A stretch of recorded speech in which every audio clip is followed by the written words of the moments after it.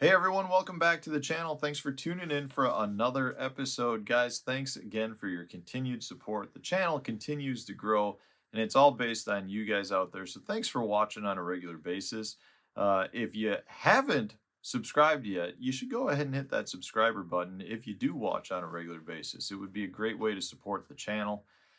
Today I want to talk about a question I got from a viewer regarding what are some baits that I think are kind of old school. They've kind of been pushed to the curb with all the new tackle that keeps coming out. And I've talked about some items before in the past that I really feel like we need to bring back because they are absolute great fish catchers. But I do have another item here that I think continuously has been overlooked, and it really shouldn't be because it is pretty dang good at catching bass. Not just bass, all species, to be honest with you, because well, it's been geared towards almost all species out there, and I'll kind of fill you in on what I mean by that. But I got to give you a little background story on one of the reasons why I really got into using this, and it had to do with a tournament, one of my first professional level tournaments. It was, I'm going to say back in 2011, 2012, something like that. We had an event on Table Rock Lake. It was a early in event in the year, and the fish actually started moving up on beds while we were there.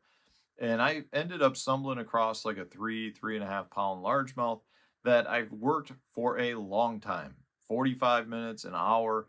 And it was one of those fish that I knew if I caught it, I'd probably cash a check, but I didn't have any interest out of that fish over that period while I was fishing it. Swapped through a lot of different baits, just couldn't get any interest. And I just remember before I left, I'm like digging through the boat looking for something I can try that I haven't tried already. And I came across a bottle of Berkeley Gulp. And I sprayed that bait, which was just a tube bait. I sprayed it with some Berkeley Gulp. The first pitch, it was like the fish was like, what the hell is that? I mean, it went from making big circles to all of a sudden it got really aggressive towards the bait. Second flip back in there, the fish ate it like, he was eating a meal. It was crazy to me to see the difference in how a fish went from no reaction at all to probably 8 different baits to putting a little bit of scent on it. And all of a sudden the fish just was like very, very aggressive. Uh, and that was like my first experience seeing a fish's activity level change, just like at the snap of a finger. So one of the things I did from that was I really started experimenting with a lot of the different Berkeley Gulp baits because the Berkeley Gulp baits come submerged in a bunch of the scent. And what I quickly found out is that they work extremely well. I can't tell you all the science numbers and everything that goes into it, but a lot of the Berkeley science says that the fish really like Berkeley Gulp. Well, Berkeley Gulp was a very popular thing for several years. I mean, there little guys like the Berkeley Gulp minnow were dominating a lot of tournaments, a lot of smallmouth events, and it just kind of all of a sudden got pushed to the wayside because there were some other baits that started really doing well in tournaments as well. And I think it's a very popular thing in the walleye world. I think some saltwater areas still really like it, and a lot of that has to do with what I mentioned earlier, is that the baits have scent that are kind of tuned specifically to the species that you're after, or at least are made to kind of match what the bait is. So in this case, these are the leeches, and there's a special formula that goes into that. In either case, what I have found is that the Berkeley Gulp baits, the product line, generally tend to work extremely well. Now, I will say they can be kind of soft, so you do go through a bunch of them, but in my opinion, I will gladly go through baits if I'm getting bit. You may have seen me earlier this year.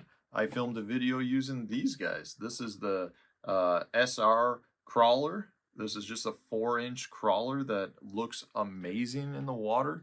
I rigged it on a core tackle hover rig and caught largemouth and smallmouth. That was actually the biggest bag of Wisconsin bass I've caught this year. It was a new lake. I put one on because I have good success with the Gulp products. And I know anytime you're talking about a bait that has a lot of scent dispersion, which is what the Gulp is really centered around, a lot of times that helps you catch more fish. And when you're fishing a new body of water, anything you can do to up your odds to break that lake down faster, really does help. So in this case, you know, to answer this viewer's question, it's not a specific bait, but it's really the whole line of Berkeley Gulp products. I truly feel like it's been pushed to the wayside for no good reason at all, because they are phenomenal fish catchers. You know, I see it all the time. I don't have a jar of it here, but I use the Berkeley Gulp products all of the time with my kids. The little fish fry, the little maggots, little pieces of the Gulp material for panfish. And it's amazing to me to watch how the bluegill right by the dock will respond to the Gulp better than anything else. So in my opinion, there is definitely something to it. I can't say specifically what all of the science is, what's in the Gulp formula, because I have no idea, but I've had enough experiences and watched the fish respond to it completely different. So to me, what I would tell you might want to try are some of the Berkeley Gulp products. I love to fish them on drop shots. The minnow and the leech are great on a drop shot. Like I said, the crawler is great on the hover rig. Here's a little sleeper for you. This guy right here. These are the little floating trout worms. If you can see it in there, they're like, I don't know if it says 2-inch. Put that on a little drop shot. Maybe you can see it better that way. Just put it on a drop shot. Little 2-inch little worm on there. It's a killer. It catches the crap out of them. So yeah, it's a whole line of baits in this case. I just feel like they've been completely kicked to the curb, and they should not be. So let me know in the comments section. I would love to know what you guys think is a bait from the past. Could be super old school, could be something from 5-10 years ago that kind of was a great fish catching bait, and you've either put it to the side or the industry has kind of put it to the side. Because a lot of times those are the baits that I like to bring back in tournaments because nobody else is using them and they are proven fish catchers. So I'd love to hear from you guys as well. If you enjoyed this video, please hit the like button, subscribe to the channel if you haven't done so already. Stay tuned, new video coming out tomorrow.